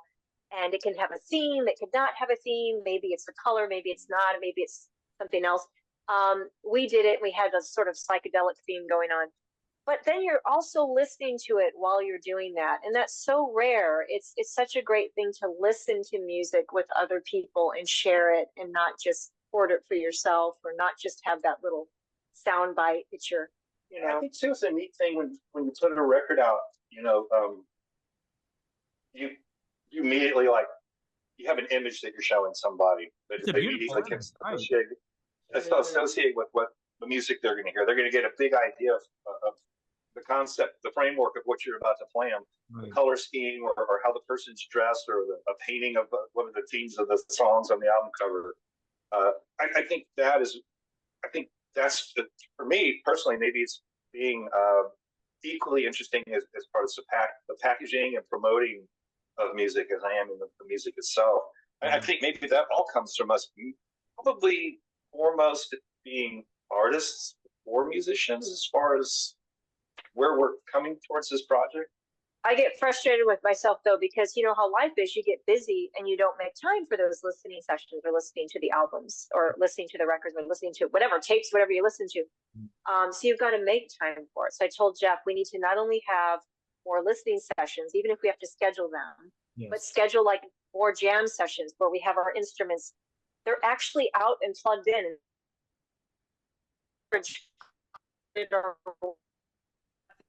To make the place look clean. Always have them out, and so we're just ready to go with inspiration. And you know, I'm the kind of person I'm not going to go to the effort of like plugging a bunch of stuff in. You know, if it's not already out and set up for me, I'm just like, I'm not going to set it up. He's my sound guy. He's got to set it up for me. Right. And that's right.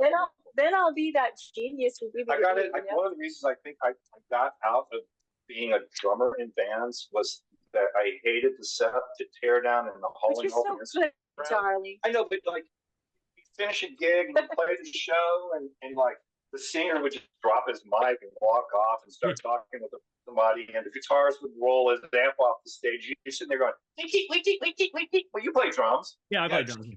He's folding down your cymbal stands and packing, and it was like, never again. I want to get into like electronic music, so I have to deal with this. And then, of course, you're dealing with like tiers of synthesizers and patch bays. But why isn't everything cordless by now? It should all be cordless. Right. I like chords. I'll go through the trouble because I love the aesthetic of patch bays. Absolutely. Plugs and all that stuff. Right. Yeah. But I look at all these records, and there's more than this. But I think we're not going to get through these in a lifetime. You know, I mean. Right. No, I get it. Kind of overwhelming. Let's talk about your documentary. Man, it was amazing. You guys blessed me with an early copy. I've watched it a bunch of times. I officially deleted it because I don't want any trail. You know, you guys have it on the circuit right now, and I don't want anything to it, so I'm just trying to respect your guys's thank you. Limits, your boundaries. I know you guys are trying to sell it, so when I watched it, here's what I wrote: a pop sparkle bang documentary, fun for the whole family. I don't see a lot of documentaries that are very like family friendly, and it's enough where, you know, you guys got little skits and you got music videos, you incorporate your cats, a lot of visual, like synthesize, like it's just so aesthetically pleasing to watch. And then you guys kind of do a Hyperbubble retrospective, and then a little bit of like history of country, and then your love for electronic instruments, the recording process of your album. Tell me about that process. Like coming into it, the director you picked was this kind of sought out. Kind of tell me a little bit about that process. Well, for the Cowgirls and Synthesizers film, it was really, we were sort of picked by the director. Even Okay. though Jessica and I had always, even though Jessica and I have always, you know, had dreams of doing comedy. Yeah. It wasn't until former bandmates was in Pink Filth. Joe Wallace. Joe Wallace. And Crevice, yeah. Joe Wallace had learned that we wanted to go to Nashville to record a country album of all electronics, drum machine, synthesizer, and theremin. Yeah. And he said he had done a documentary about a brief documentary about the band Crevice in film festivals about 20 years prior or something. Okay. And offered to follow us out there and film it and interview us. And it was like 10 years prior. Yeah. Yeah, we created a documentary. So we booked some studio time in Nashville, and Joe set up his cameras, and it's sort of, that was the beginning of the idea. And then Joe would start pitching us ideas. Like I was doing a lot of the animation for the films, for example. And Joe would just say, "Hey, dude, why don't you like show me the history of musician footwear, you know, in 30 seconds. Give me a cartoon about that," and I go off to work and stuff like that. He said, "You know, what was a turning point in your music as a musician?" And I told him about the time I dived into a dumpster at a record plant and found these records that influenced me, and all the notes and the memos from the record executives and stuff. And he said, "Okay, well, animate that." Yeah. And from there, we had a few basic scenes worked out. And then what we did was we did some writing ourselves. Yeah, we took a big old corkboard, I think it was, just a big piece of corkboard, and we got a bunch of stickies, and we said, "Okay, we got this scene here with a dumpster now. We got the scene here with footwear. We got some footage of you in Nashville, and we also know that you have these music videos, pop, and you've got these live recordings." So we started just putting stickies of things that were associated in order and grouping them by theme, almost like you do a painting. Like once you put the first thing down, you kind of know now what to do next. And the movie started building itself that way. We scoot over, and it ended up having a nice flow as well. And as we became more involved, because Jeff did the lion's share of the editing, and some not directing, but co-directing as well, and we got another camera guy involved, we came up with more and more concepts, and we became more of a feature film, we realized. And what happened was there was some corny shtick things that we kept and some that we didn't. We did some editing down.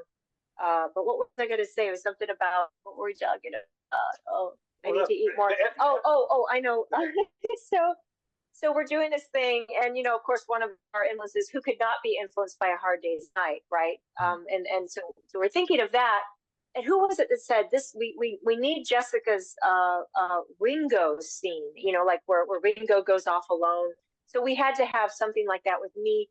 So comparatively, we're thinking back to things that inspire us as we're making the movie helped. I think what also helped very much was once we knew that once we had decided we're going to expand this film into a feature-length film, and we had ideas for some of these scenes, like the graveyard, the black and white country western dirge graveyard scene. We had that all scripted out and storyboarded out, and 99% of the film is the byproduct of us reaching out to our friends and fellow bandmates, friends on the artist scene, or even celebrities like Samantha Newmark, who played Jem from Jem and the Holograms, who we had never met before. When we asked her, she was like, "Oh, that sounds like a really cool film." A lot of that, and then we had and some of them previewed the film early on for us to give us tips. You know, like what do you think? How, like, early screeners? Or what do you think of this? Right, between us and the director, it was mainly paid for out of pocket. Around the end, we started having some people. We had some who were donating some money to help the film, but it was primarily done shoestring budget. And because people just helped us out, friends helped us out, and at one point we had made took the decision to announce that we were going to put this film out. And then what really drove the film coming out was like, okay, now we went and said we're going to do it. Now we got to do it. But also, we don't want to let people down. We want to follow through, and that's one of the reasons we always like doing art and stuff. It's like, throw yourself into the deep end, create yourself a project, something, a puzzle to figure out, and then just kind of figure your way out of it. Yeah, and really beautiful things happen too. Like my mom, Jeff, I think I tended to record a lot of her stories when I was caregiving for her and my dad during the pandemic, and she was the more talkative one. And I think Jeff, when he was visiting, he hadn't quite moved out of our house yet in Texas, and he was visiting, and he was aware that, my parents were on the decline, but my mom was still very, very talkative, and he wanted to capture that on film, not knowing necessarily that it would be in the movie. But what she said was so perfect, it became the theme of our movie. So it was the theme before she even said it, but then she said it not knowing. And it was just this whole DIY thing. Like she was talking about, she was talking about finding a crystal ball for Vincent Price as his production assistant. She was also talking about writing a song on here and saying that she didn't necessarily know. But that's not in the movie. That what happened was the film was the whole DIY thing. Sorry. Yeah, the whole you do that. No, the whole DIY thing where like she's saying, if you want to do something, you can find a way. You can always find a way. And it may not be, the way you think it's going to be. She's just like saying you can do it. It's very positive, like do it yourself kind of message. Right. And it was just short and sweet and perfect, and that became the theme. Yeah.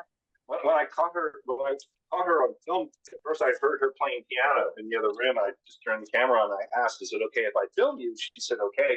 And that led to that conversation about Vincent Price and writing the songs for the Good Twins and stuff. Yeah. Yeah, but unfortunately, like a lot of that interview got cut. And that's the thing about film that I hate is like some of the things you maybe not want to get cut does have to get cut because it can only be a certain length and you have to make some pretty tough decisions. So I allowed Jeff, he's got a good eye and ear for that. And then it all comes down to director.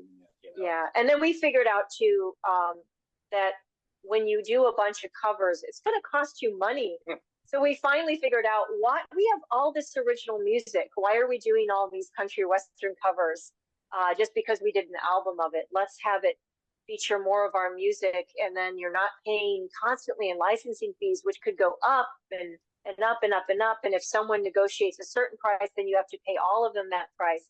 Yeah. So we started to learn and get ahead for that business. Like, wow, licensing music and film is really tricky. Yeah. So we do have one cover in the film, which we love, and it's by Shoes. Yeah. But they being like not greedy people and actually cool people and friends are like, look, we're not going to just, kill you on this. In fact, right now, they're totally letting us use it for free in festival screenings. And we'll renegotiate if it gets to a different point. But it's like they're so generous with their music, and they're our heroes. They're Jeff's musical hero, and we've gotten to meet them and become friends with Jeff Murphy and his wife. So that's been like wow, I never thought because of this film that we would make these deeper connections that, like meeting his musical heroes and becoming friends with our musical heroes. Yeah. That was all part of the process of making the film too.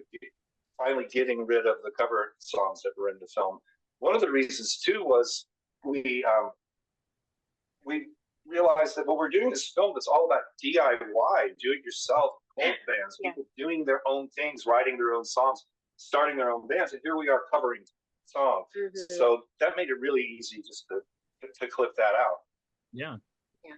No, it was incredible.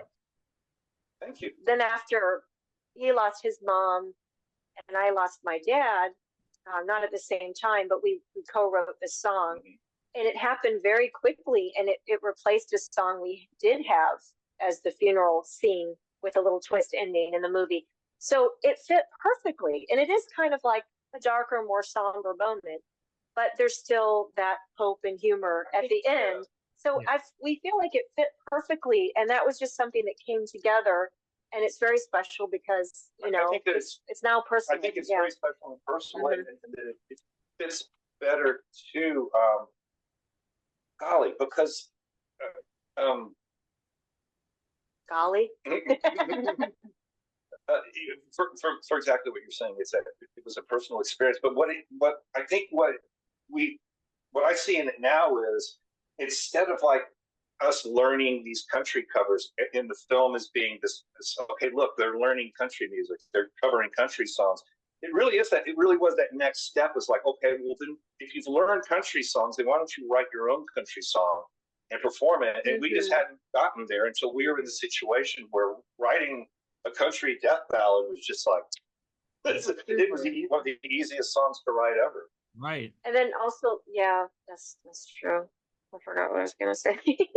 I should have more breakfast this morning, or more lunch. But yeah, there was some changes along the way, and I think we started to embrace them and always discussed it as a team.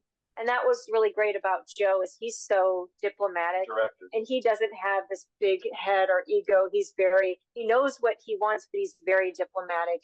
And he and Jeff especially were in constant communication. And so that was it. It was really helpful. There wasn't that,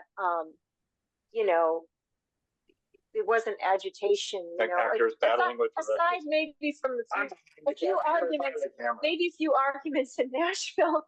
But it wasn't like Joe. That wasn't Joe. That was, you would be probably like just maybe I didn't have enough coffee.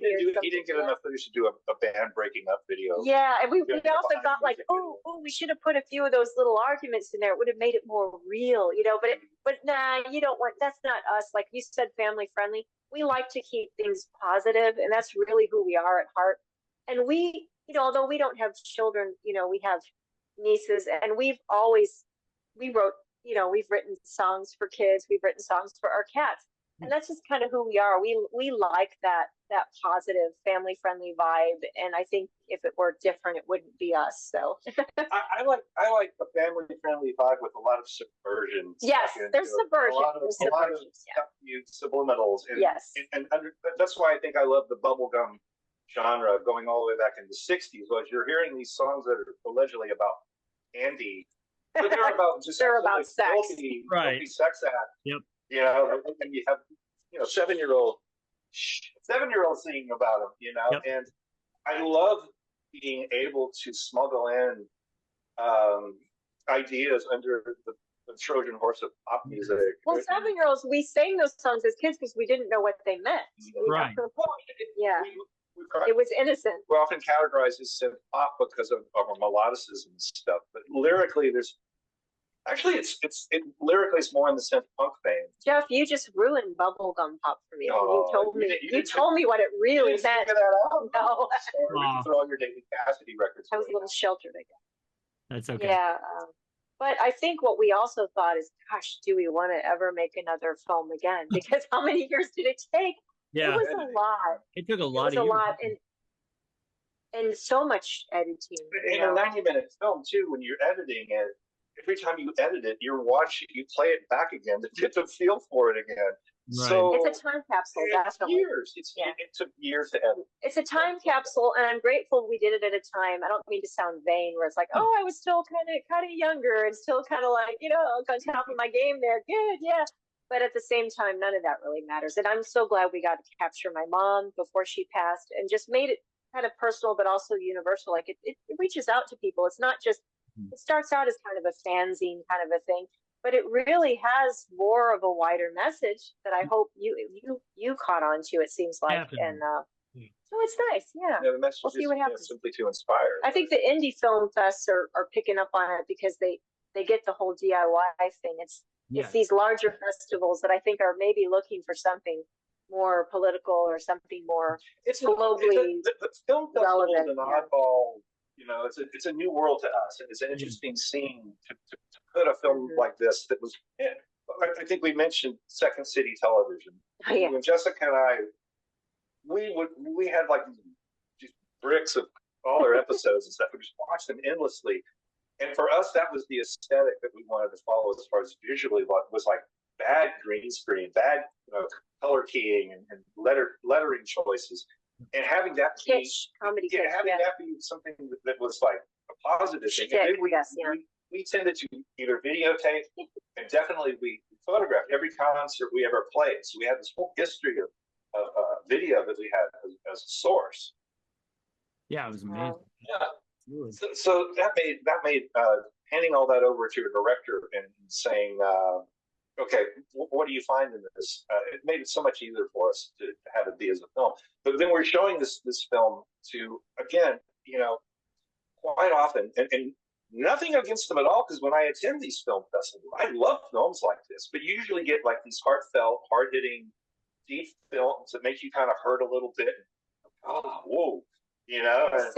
Save the national parks or something to really deep, right. important great message. Meaning or yeah. great message. I think the message of creativity and telling somebody, follow your ideas. If you have a creative idea, follow it. It's an oddball film. It doesn't fit in everywhere. It comes through in a different way than a lot of these other films come through. And there's a lot of San Antonio in it and a lot of Nashville. So it's kind of like, I could see how some of these larger film festivals are like, well, what does that have to do with us or this city or this place? But we really were encouraged by the Al from the New Jersey International Film Festival, because he got it. He's like, wow, this is great. Like you said, he got it. And that was the main thing. And his students loved it. He has all these interns, these students that work for him. And that's the demographic. That's been the proving ground demographic. Exactly. And that's like the key word. The younger generation. Are they going to get it? Do they get it? And from what we heard from the film festivals that wanted to show the film, it was like, yeah, they got it. And typically what we do in our film and our art and with Hyperbubble was we really don't care about pleasing all demographics, because we know there's going to be a particular group out there who gets it. And so we transferred that belief into the film, going, well, it must be the same way in film. We don't know exactly where our audience is geographically, but we think if we start putting it out at these film festivals, and that's what Al, who Jessica mentioned, totally got it. He says, oh my God, I see a million films come through these festivals all the time. How did I miss this thing the first time? And he was very excited about that. But also at the Victoria Film Festival in Victoria, Texas, that Jeff and the director Joe went to, it was the Viva Film Fest. Viva Texas Film they had such an amazing thing happen where there were young people, I mean like children and teenagers, and their parents standing in line to talk to Joe and Jeff and getting autographs. And, that took me back to because we played some shows where that happened to us, but I just thought that's so special. And they're playing, I believe, the film again there this year, or they offer to, but it's just, I don't know if you thought that would happen when you drove all the way out there. But in a lot of ways, it can be like being in a new band where you're touring around the United States, you're going through Europe, and you know that your audience is going to be like part people who may have heard of you and other people who are just walking in the door, and just running into your stuff. Yeah. Yeah, absolutely. One last question before I let you guys go. What's the future looking like for Hyperbubble and you guys? And what's the future going to hold for you? I think we're going to play a lot of pinball. Retirement? No, just kidding. Retirement, right? Yeah, I don't blame you. Never retire. I feel like I'm transitioning away. We've kind of been transitioning away from live gigs for some time, and that happened due to a series of life events. Yeah, we're not opposed to playing live again if the right circumstances come. We certainly will and hope to, but I hope to do more recordings. I would like to do some film soundtracks. That's been a big goal of mine, to do more of that. I would like to, I don't know what you would like to do, Jeff. Well, I'm currently play pinball. Yeah. Pinball. Make a pinball video. We're also currently sequencing a great practice my theremin. Yeah. We're currently sequencing to a best of the singles album. Okay. Put out a vinyl that has that, and just the stuff that was released on singles, mainly from the first 3 or 4 albums, and a couple of little nuggets here and there. So if somebody has just heard about the Cowgirls and Synthesizers film and they want to know more on Hyperbubble, that record will be right up there in the queue as far as new releases, right next to it. So all those singles lined up. So I'm excited about that. Cool. More songwriting, maybe some more songwriting, and practicing and playing of our instruments. But kind of at a good place right now where we're kicking back and taking care of house stuff, but also working and just, it doesn't feel like it used to where we had to constantly go. So there's some good things about that. I think we're both a little tired of self-promotion. I've never been terribly good at that. He's better at the promotion and producing and all that. So yeah, there's a point where you just kind of want to. We've been getting out to more live music shows and supporting artists and local people and St. Louis people, and just trying to do more of that. Yeah. But yeah, I think we're always gonna, by nature of being artists and musicians, always gonna create, and Absolutely. I hope you will too. So Absolutely. I think we're kind of hitting the time in our trajectory where we're starting to kind of summarize, being that we want to do a singles collection, and you're doing a movie that tells pretty much our story from beginning to end. yeah. So I think Write a book. That's what we could do. I think that's another drive of hitting this thing from an art angle, is looking at it, not like what's our next album going to be or something like that, but like, okay, this idea of what Hyperbubble is, where does it begin? Where does it end? How do you want to end it, instead of like, how does it have to end? Right. You know, and I think that's part. Or does it just change shapes or shift? Or that goes back to. I mean, again, do musicians really ever retire? You know, or artists? So, again, that conversation I had with the journalist over, like, do you have to play live on a stage to be a band? And I think that's a pretty antiquated concept of what a band is. So yeah, you'll still see Hyperbubble. Well, if it's the right gig. Yeah, you still see Hyperbubble in many forms. If the right gig happens, we might be interested. Yeah. It's kind of comes down now these days to like, how's my back feeling? Do I want to? Don't be like that. No, I think our creative interest. Age is a number. He gets caught up in that. I'm like, still young. Look at how long people live in these days. Right. You know, when you're like lifting like it's. A speaker cabinet to your car. It's not a number. I still feel young, but yeah, we definitely don't want to go back to hauling a bunch of equipment around and staying up all night. But I still feel like. To me, that's never been why I wanted to be in a band in the first place. I was in bands that we were, what do you call them, road rats, where you play until you die. And we sort of had a plan. It's like, well, we don't want to be that kind of band. We'd always be selective about our gigs, and we'd always wanted to be different and not just keep playing the same darn place again and again. So we had to be amused. But always the idea that the band, there was a Hyperbubble recording that came out in 1998, and that was like 6 years before we put out our first album.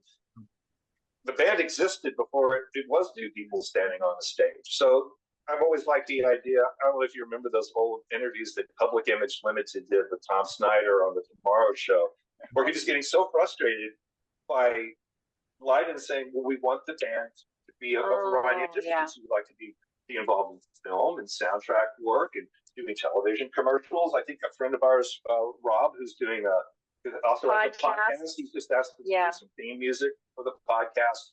And those are more where our interests lie than lugging equipment around. Right. No, I get it. That was a fun statement. Like Jessica said, when you're doing that, you got like a nitro fueled rocket behind you, and you're hitting it so hard, and you've got to keep the energy behind it. And that's kind of why we wanted to do a film. A lot of the film. It's a time capsule. A lot of the film festivals are saying, "Well, would you like to come out and perform?" Heck, no. No. That's why we made a movie. We wanted. Remember, what was it? That was SCTV or Monty Python, where they like put Elvis's jacket on tour. Yeah. Elvis's jacket. It was just a jacket, and they're playing a song behind the jacket, just standing there. That's kind of what the movie is. It's the Elvis jacket sketch. There you go. Brilliant. Well, thank you guys so much for being part of my podcast. I really thank you, Justin. Thank you, Trailer Punk Podcast. Thank you so much, Justin. Thank you, guys. You guys take it easy. Thank you so much. You too. Thank you. All right. Thank you. Bye.